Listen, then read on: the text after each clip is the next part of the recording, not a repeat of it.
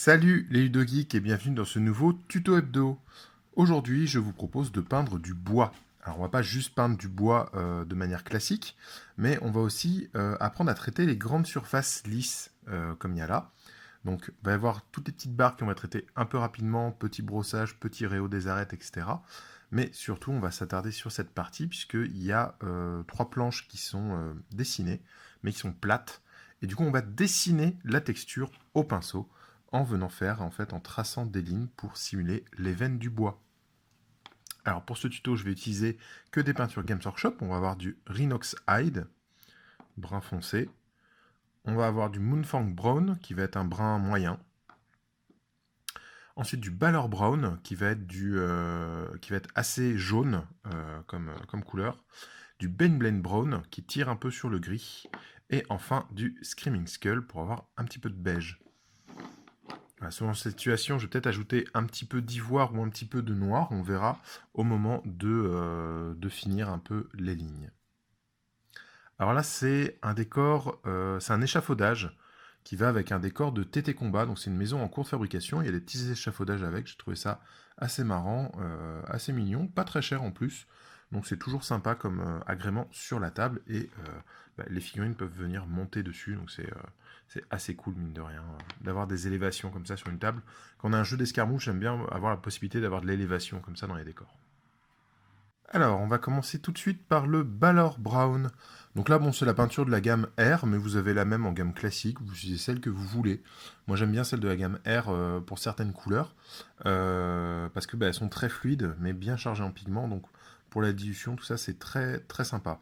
Par contre, si vous cherchez un pouvoir de couvrance, faire les couches de base ou quoi, là, c'est pas intéressant. Alors, je vais prendre un pinceau qui est assez fin, mais qui a un très gros réservoir, du coup, pour pouvoir tracer des lignes. Donc là, c'est un 0 de la marque Raphaël, c'est un 8402. Le 8404 04, pardon, marche très bien aussi. Et donc la technique, ça va être de tracer des petites lignes comme ça. Un peu de manière aléatoire. C'est pas grave si vous n'allez pas jusqu'au bout, c'est pas grave s'il y a des sautes dans votre dessin. Ça vous fera les veines du bois. Alors, si vous n'êtes pas habitué à faire du freehand, je sais pas comment, voilà, des dessins à main levée, je trouve que c'est une super technique en fait de travailler des textures, voilà, des choses organiques qui sont un petit peu aléatoires, parce que du coup, vous avez moins de risques de vous rater, et en même temps, ça vous permet de comprendre comment se comporte la peinture, comment se comporte le pinceau, parce que c'est vraiment ça qui est important au moment de faire votre freehand. Là, vous voyez, je fais plein de lignes, je varie l'épaisseur, voilà, je fais ça de manière un peu aléatoire, sans trop réfléchir. Et vous allez voir que ça va très bien passer pour faire du bois. Je vais faire ça sur les trois planches. Vous voyez, quand je mets la peinture sur mon pinceau, je mets la pointe du pinceau et je le tourne dans la peinture pour bien imbiber tous les poils, en fait, toute la réserve, pour vraiment avoir suffisamment de peinture pour pouvoir tracer comme ça. Et pas être obligé de replonger dans la peinture toutes les 2 minutes. Hop.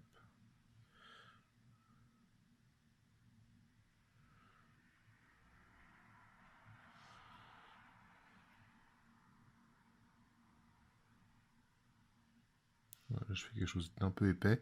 C'est pas très grave. Alors comme vous savez, hein, moi je travaille de manière le, le grossier en premier et j'affine au fur et à mesure. Donc là, les premières lignes, s'il y a des petits ratés, des choses un peu grossières, c'est pas très très grave.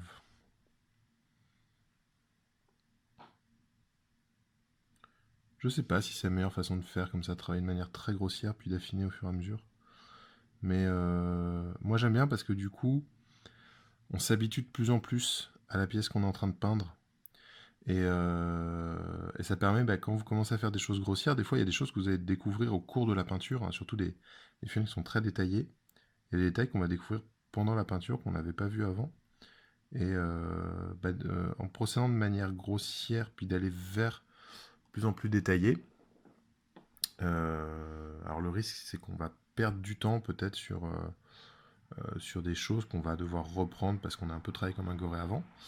Mais ça permet de s'habituer à la pièce et du coup, quand vous arrivez à la fin de votre pièce, vous connaissez déjà les volumes et tout, et je trouve ça assez appréciable, mine de rien. Voilà. Là, je reviens à 90 degrés, en fait, faire mes angles. D'ailleurs, ce que je vais faire, c'est que je prends une autre couleur que je vais brosser sur les petites barres en bois qui est un peu partout.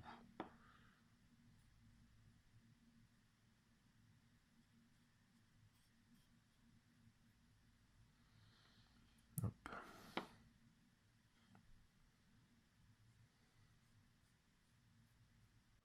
Alors, maintenant, je vais venir au Ben Blend Brown. Donc, dans un premier temps, je vais faire le brossage, hein, comme je vous disais. Donc, je ne vais pas aller mettre ma peinture sur la palette humide. Je vais mettre sur un petit bout de sopalin. Ça, vous avez l'habitude de me voir faire. Donc, j'ai une petite brosse Army Painter, là, qui est très sympa, mine de rien. Et du coup, je vais venir comme ça, légèrement brosser les angles de des poutres, là. Alors, je ne vais pas m'amuser à dessiner les veines sur les poutres, ce serait long et fastidieux, alors que c'est un élément tout petit. Donc, juste un petit brossage comme ça. Mettre en valeur les angles, les arêtes devraient suffire. Mais si jamais vous avez envie, là, on peut appliquer exactement la même technique que je viens de faire sur les planches aux poutres.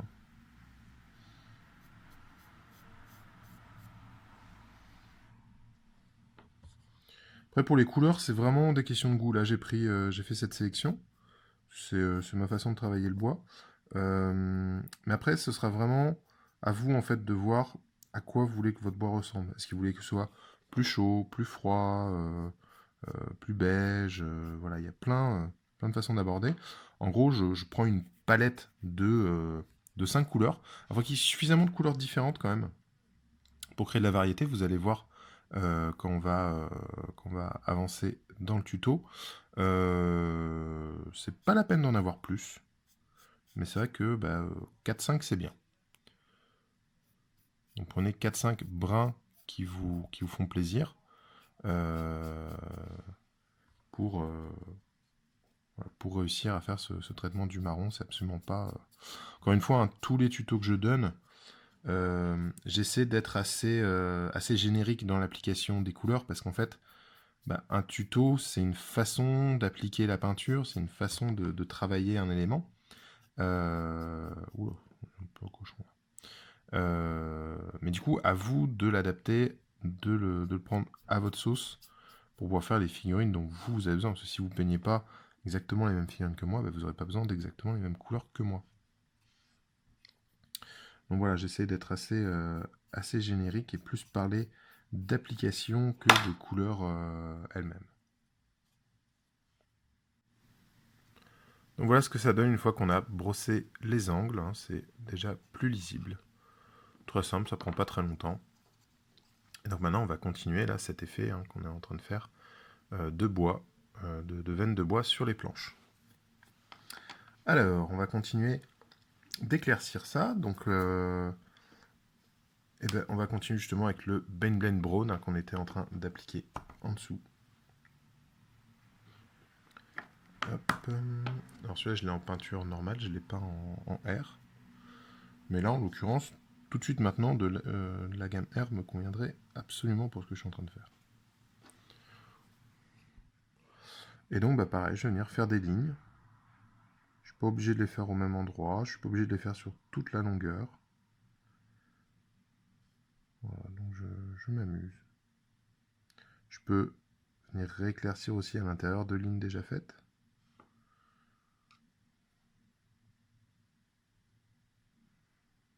Voilà, je vais faire ça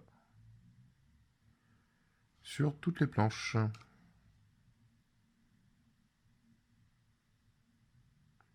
Alors je vais essayer, quand je vois qu'il y a des endroits que j'ai laissé un peu vides, je vais rajouter comme ça des petites lignes.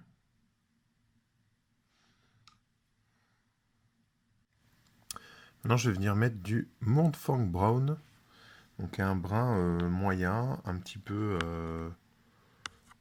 caramel. Et qui va s'approcher assez de la teinte de base, hein, parce que j'avais sous-couché du coup la pièce avec du Bestial Brown de Army Painter en bombe. Et là, je vais revenir faire des lignes, pareil. Et surtout, quand j'ai fait des trucs trop épais qui ne me conviennent pas, je vais revenir faire une ligne au milieu pour les séparer en deux petites lignes ou raffiner certains détails. Voilà. Et je vais continuer en fait à apporter de la texture en traçant des lignes comme ça différentes.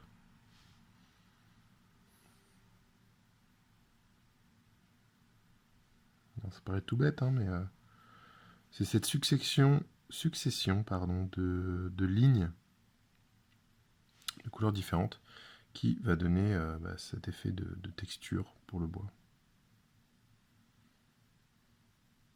Et c'est en superposant justement du foncé, du clair, du moyen que on va avoir ce rendu riche en fait, hein, qu'on retrouve dans du vrai bois, hein, qui va être de plusieurs brins à la fois en fait. Et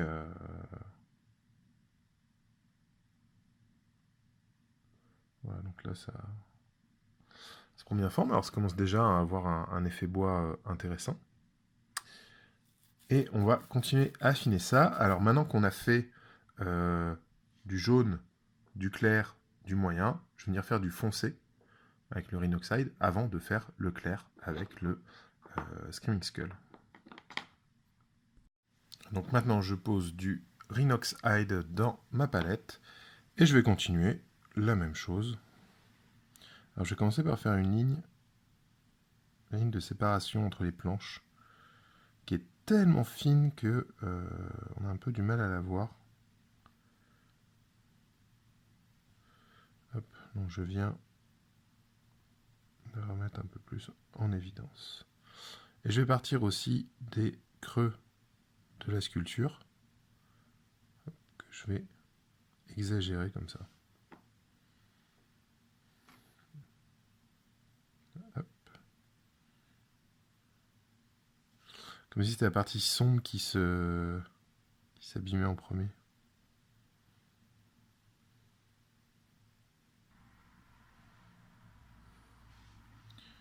Je vais rediluer mon brin là parce qu'il est un peu épais. J'imbibe bien mon réservoir et je vais venir tracer des lignes.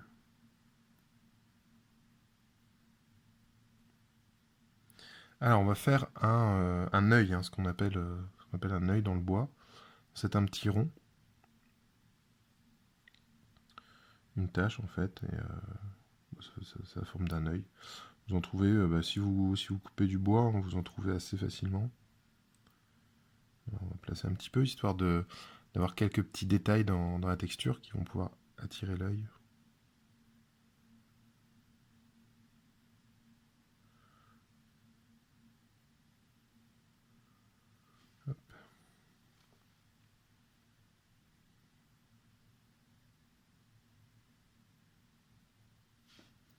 Voilà, et donc là je vais commencer à créer de la profondeur en fait avec mon brin sombre. Ça va rajouter un calque un peu,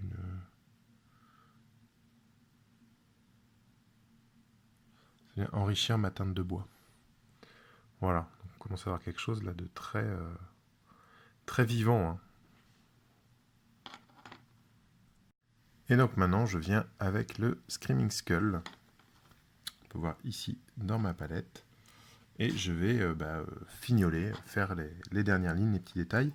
Alors là où j'ai posé un œil, alors là c'est la partie un petit peu difficile on va dire, donc vous n'êtes pas du tout obligé de le faire, mais c'est vraiment pour rajouter du détail. Là où j'ai posé un œil, je vais essayer de l'entourer avec mon Screaming Skull. Voilà. Est-ce qu'on voit bien là? Pas besoin d'être très régulier, c'est juste remettre un peu en valeur en fait la forme. Et ça me permet voilà, de créer en fait un- de créer du volume comme ça sur cette surface qui est tout à fait plate. Donc on va chercher là, les petits yeux qu'on avait posés.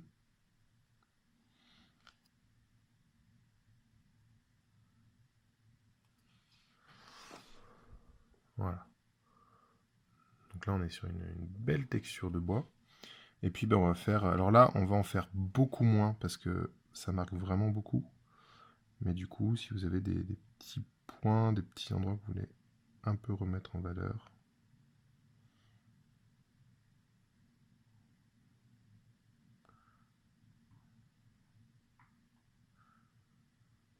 Par exemple, des endroits où vous êtes allé trop fort avec le Rhinoxide. Voilà. Là, par exemple, je suis allé trop fort ici, je trouve, donc je vais revenir après. On va faire les autres d'abord. Bon, bah, c'est quasiment terminé. Il y a juste là quelques lignes de beige que je suis venu faire un peu trop fort. Donc je vais revenir avec mon brun moyen, avec le Montfang Brown, pour l'atténuer.